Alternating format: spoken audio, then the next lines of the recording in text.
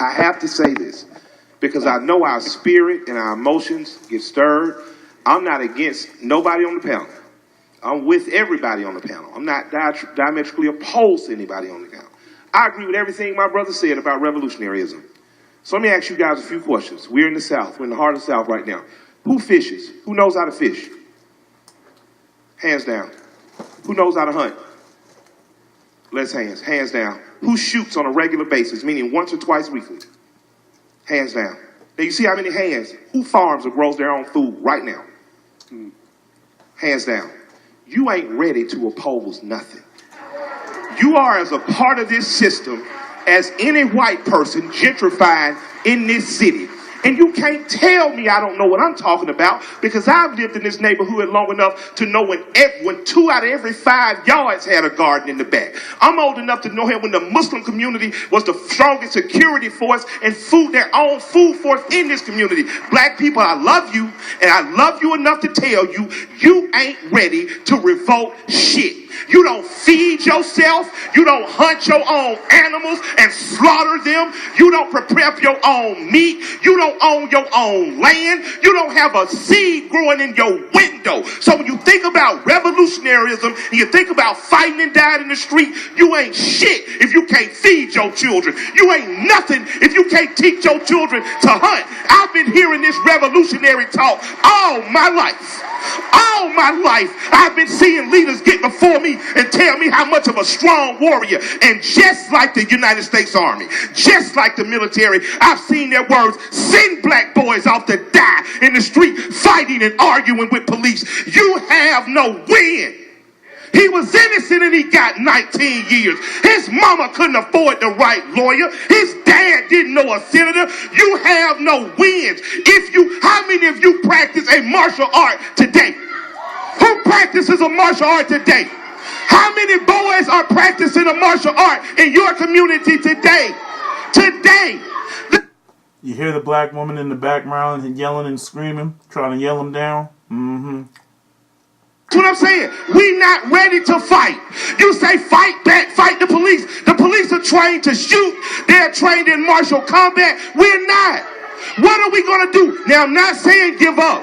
I'm not saying you can't train yourself. But what I'm saying is, if you're not training every week, if you're not shooting every week, if you're not knowing how to grow your own food, arguing with me and arguing with the police ain't going to do nothing. Because if we all leave right now, if we all leave right now and we got a speeding ticket, we ain't all going to agree not to pay it. You understand what I'm saying? I agree we still slaves. I'm telling you right now today, Malcolm said by any means necessary. By any means necessary. And we're talking about children. We're talking about young men. These boys aren't even intelligent enough yet not to know what girl not to like. They're not even intelligent enough yet not to know I always should have a condom. They're not even intelligent enough yet to know not to argue with their teachers. Don't send these babies off to die because you didn't die when you was 21. Don't you send these babies off to die because you feel like you missed the 60s and the 70s. I want to see more black attorneys, more black law enforcement. I want to see more black people pooling their money to run their own candidates. I want to see more black police officers that are from the neighborhood, because I'm telling you, they tried to leave one time and they formed Liberia. Look at Liberia now. Look at what Haiti did. They revolted. Every European country punishes Haiti for revolting. So if you're not going to revolt tomorrow, if you're not going to do like Elijah said and take all the southern states, if you're not going to gentrify Alabama, stop trying to grow warriors to fight a fight you too scared to fight. You pay your speed tickets. You ain't not paying your tickets. You ain't telling kids how to bust out every car window. And then when they riot, you never there with them. When they riot, where's the church? Where are the teachers? Where are the institutions? So I'm just saying, you do what you want to. But as for me and my house, I'm going to raise a warrior that knows how to use his hands, knows how to use his mind, and loves the people with his heart. Your job Your job is to survive the encounter. Survive the encounter. And when daddy gets there with a lawyer, when daddy makes sure you got a judge that looks like you, we'll deal with that other shit. But you survive the encounter, young man. Don't you die on the side of the goddamn street like a dog. Okay, time with Dr. Tommy Curry. Dr. Tommy Curry, Texas A&M. How are you, sir? I'm good, Rob. How are you doing? Great, great. Well, I can tell you I'm looking forward to what we're talking about tonight. I'm happy about that. Tonight I want to talk about the reality of radical black self-defense. All right, let's do it. All right, so right now there's a misunderstanding that's being perpetuated by editorials, some of which circulated by black feminists on some line that are misciting Ida B. Wells, as well as mainstream conversations by black progressive and Obama supporters in the blogosphere that are suggesting that we have a right to be angry and emotional about the disappointment over Trayvon Martin and the realization, or I guess us realizing yet again, that America is still racist. But there seems to be this understanding that this anger, this emotion is going to fuel riots, and now there's a renewed conversation about self-defense. I think that these things are taking a wrong toll. By suggesting to the black public that it's our black race, that it's our anger that's the fuel behind us wanting to carry guns and threatening to riot, we're misunderstanding the notion of self-defense. We need to be very clear that self-defense, at least as has been articulated in black thought and black philosophy, is not simply black rage. We do have the right to be angry and to feel rage against the injustices that black people suffer, but that's different from a philosophy of self-defense. It's not the idea of simply killing white people because the system is inadequate. That's not the right type of feeling that sustains a movement. If you want to arm a population with no consciousness, it doesn't achieve anything. It only gets those people killed. So we can't make the mistake of believing that Trayvon Martin was simply a product of one white person's consciousness or a small group of white people with an anti-black consciousness. We have to understand that Trayvon Martin is a systemic product of how white America wants to treat black people. White America has been taught to hate blacks, to rationalize black death as necessary for white safety, and how to maintain their virtue even in light of being called racist. When you look at something like Bill O'Reilly's racist rant, it's not racist for much of white America. For many white Americans, it was fact. When he's trying to marry the idea of black people, blackness to crime, that idea, that Fox News propaganda, provides the rationale, the facts that many white Americans need to have or believe they need to have to act as George Zimmerman did. So what we've done as black people is that even though we have the truth on our side, even though we have history on our side, we have chosen not to teach and educate our own people about the dangers of systems that don't protect us, about the dangers of systems that seek to use the Second Amendment for the protection of white communities to the detriment of black lives. We, in our efforts to try to be recognized as human, to continue Martin Luther King's dream of, prophecy and charismatic leadership, what we've chose to do is to integrate. And by doing that, we said, well, nonviolence is the way.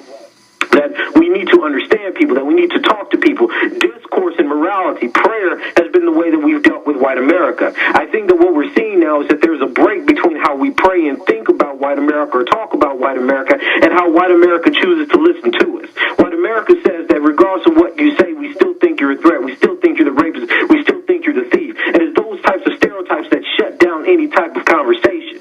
See, white America rationalizes the facts of anti-blackness, and they say, let's stop and frisk. Let's racial profile. Let's even kill. And then when those things happen, white America does not have the conscious awakening that says, perhaps we're bad people. White America says we're good people because we've eliminated the thief. We've eliminated the criminal. We've provided safety to the families, and we've done something good for America. And what black people are doing is reacting to that. We're reacting to those types of stereotypes and racism, but what we're not seeing is that emotionalism is not the answer. If we're seriously going to talk about self-defense, and out here I'm speaking to Travis Smiley, if you're going to talk about self-defense, you have to have an intellectual commitment to understanding the nature of the society and the legal system and the police state that not only fails to protect you, but seeks to destroy you. So like I said last week, when Robert F. Williams, Negro with Guns, he developed a philosophy of self-defense that was against the system, not individual people. So when we recognize, like Trayvon Martin, that a black life was not protected, then we have to ask, what are we going to do to protect black lives? How are we going to teach young children, men and women, how to protect themselves? And again, how are we going to make this legal? How are we going to enforce our Second Amendment rights? Now, see, when Ida B. Wells thought about this in 1892, she understood, too, nonviolence. The idea that we look to the same police that are killing us for safety, the same legal system that incarcerates us for justice, then we're always going to end up with the same casualties. If we recognize there's no sense for justice, and this is what I'm saying is the only catalyst for a radical notion of self-defense like people have been talking about in the blog, then what you have to understand is that you're calling for a social movement where black people are willing to put their lives on the line and put their lives at risk to save for justice. Now, we have to understand that when we talk about nonviolence and we want to go the discursive right, the way that Obama's been telling black people to go, we assume something. We assume that there's a type of compassion, a type of morality on the part of our oppressors. And we have to ask ourselves a question, given Fox News, given all the hate that we've seen as response to people talking about and trying to march for the life of a child, whether or not we think that white people have that type of consciousness. Violence is the linchpin, the symbol of America's engagement with black people. So if we're going to take that seriously, beyond the MSNBC interviews, beyond this trying to write little blogs and everybody being the internet activists, then we have to ask ourselves, are we ready to confront that? Are we ready to confront violence? And are black people ready to put down their lives to fight for civil rights? Simply talking about oppression doesn't end it. So if we're serious about Trayvon Martin, if we're serious about solving anti-black death, if we're serious about self-defense, we have to talk about why the system fails us and how we're going to respond to that failure. Well put, Dr. Tom McCurry. How can folks get in contact with you? At Dr. TJC. You've been listening to Radio News Review, the podcast with America's independent voice. Dr. Tom McCurry of Texas A&M, Talking Tuck with Dr. Tom McCurry every Thursday. How are you, sir? I'm doing good. How are you, Rob? Good. Today I want to talk about the Second Amendment debates under Obama. Let's do it. All right, so just as a brief overview, seeing Obama being sworn in just kind of brings to mind the vast contradictions of American political life and the optimism that black people have in his presidency. So on the one hand, you have black Americans who are celebrating Obama, who has really supported the technocratic militarization of American forces. There I'm talking about drones. And he's being sworn in for the second term, and we're linking this directly to Dr. King's legacy. Despite the fact that King was nonviolent, he explicitly condemns using technology to advance militarism and create new weapons. And he supported nonviolence in the UN arbitration of racism. Now, we have all this going on with our symbol of Obama next to a conservative and adamantly racist white population who are clearly arming themselves for the coming of a second race war, and the fear that they think the Second Amendment is going to be, revoked. While we're celebrating this new civil rights movement for white women and gays, while black men are dying and going to jail.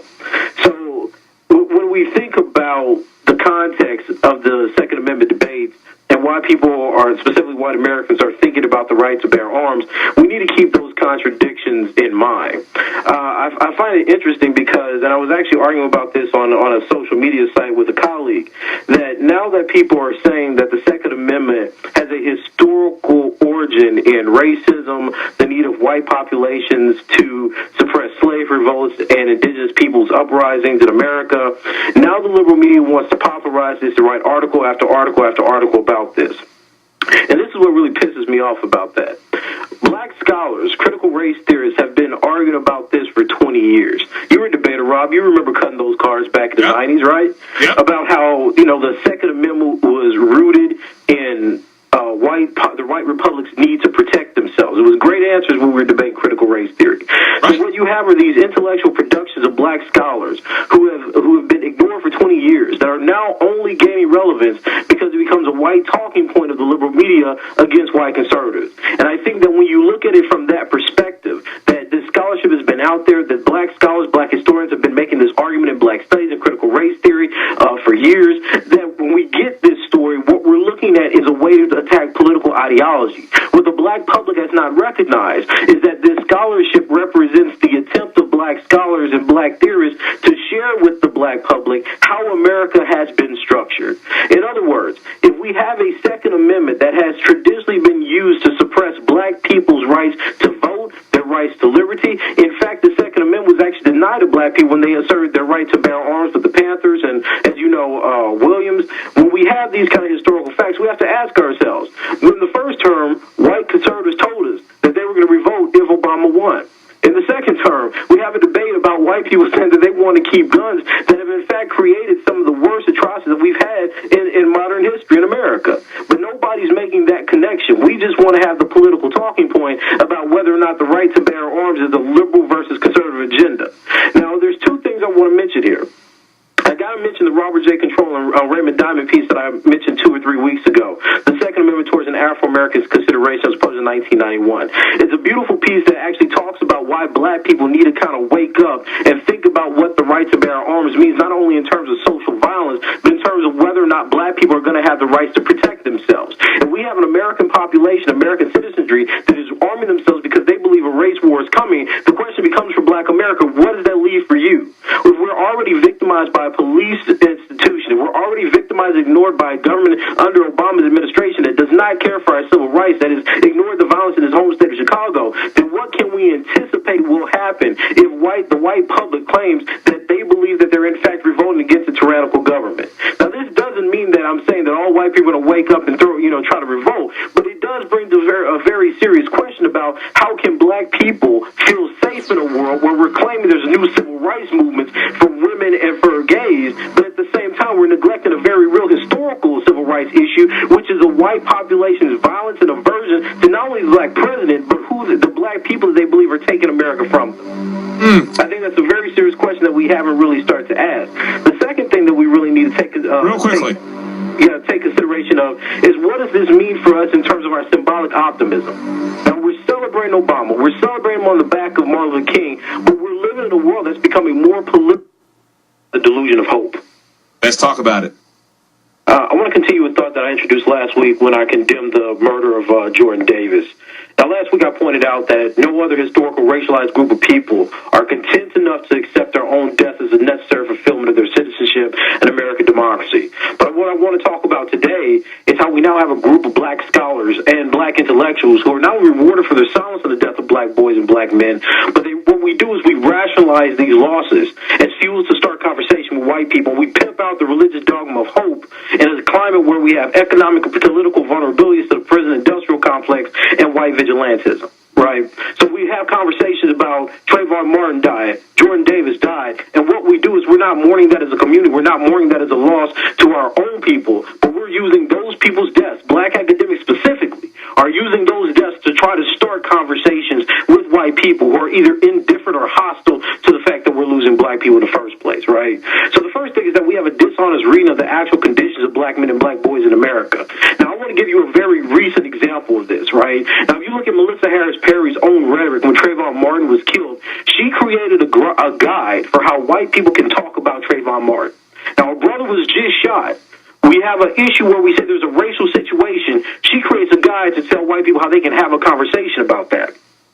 Now, you fast forward a year later, when Jordan Davis is killed, now she's saying, well, America's no country for black men and black boys. Now, I agree with this letter of sentiment, but I have to question, as a black intellectual, why did you use the death of a black boy to further your interest in speaking to white people about the suffering that black men have to take on almost singularly in American society?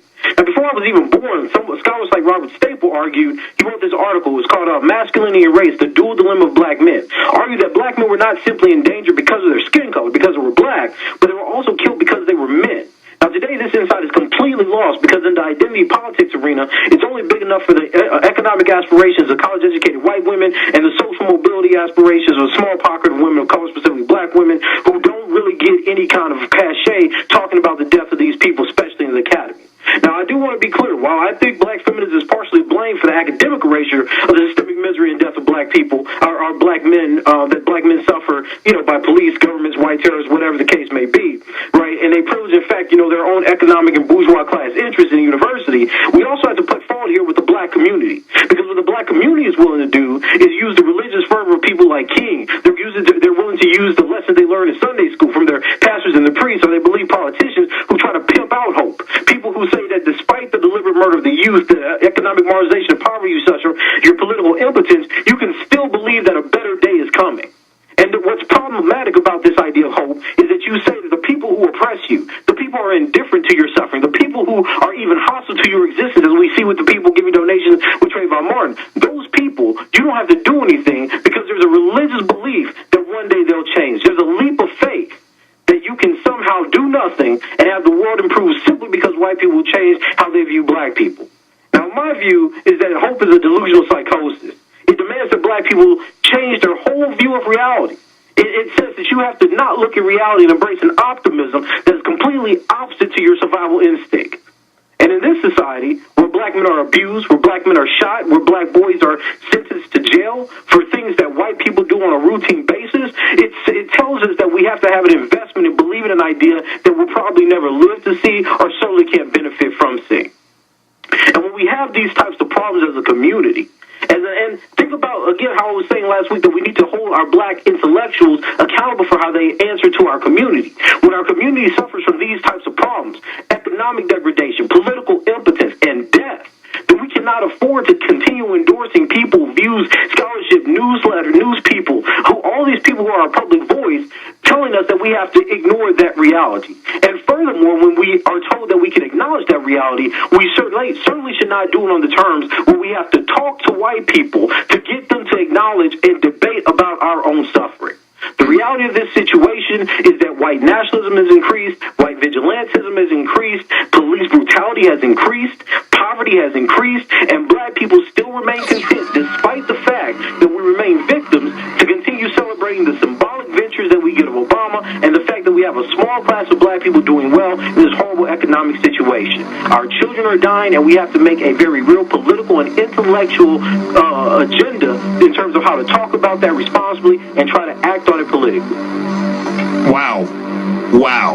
Dr. Tommy Curry, you're on fire, sir. On fire. Appreciate it, sir. How can folks get in contact with you? They can hit me up on Twitter at Dr. TJC. That is Dr. Tommy Curry.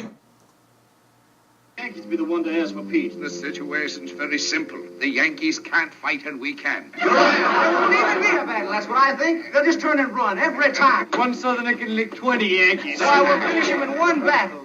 Gentlemen can always fight better than rattle. Yes, Gentlemen always fight better than rattle. And what does the captain of our troop say? Well, gentlemen, if Georgia fights, I go with her. But like my father, I hope that the Yankees will let us leave the Union in peace. But Ashley, they've insulted us. you can't mean you don't want war. Most of the miseries of the world were caused by wars. And when the wars were over, no one ever knew what they were about. Why, Ashley, if it wasn't... No, gentlemen. Mr. Butler's been up north, I hear. Don't you agree with us, Mr. Butler? I think it's hard winning a war with words, gentlemen. What do you mean, sir? I mean, Mr. Hamilton, there's not a cannon factory in the whole South. What difference does that make, sir, to a gentleman? I'm afraid it's going to make a great deal of difference to a great many gentlemen, sir. Are you hinting, Mr. Butler, that the Yankees can lick us? No, I'm not hinting. I'm saying very plainly that the Yankees are better equipped than we. They've got factories, shipyards, coal mines, and a fleet to bottle up our harbors and starve us to death. All we've got is cotton and slaves and arrogance. That's treacherous. I refuse to listen to any renegade talk. I'm sorry if the truth offends you. Apologies aren't enough, sir. I hear you were turned out of West Point, Mr. Red Butler, and that you ought to receive any decent family in Charleston, not even your own. See, what he did right there is Rhett is telling them the truth about their condition and their situation relative to the North, and what this guy does is jump up and respond with a personal attack, talking about this guy being with some woman that has kids that aren't even his. And that's very typical of what you see when trying to explain the situation to many black men in the black community, as well as many black women in the black community. This is what people do when you try to tell black people the truth. It's not a matter of hopelessness. It's not a matter of fear. It's a matter of, this is the situation on the ground. These are the facts. I apologize again for all my shortcomings. Mr. Wilkes, perhaps you won't mind if I walk about and look over your place. I seem to be spoiling everybody's brandy and cigars and dreams of victory.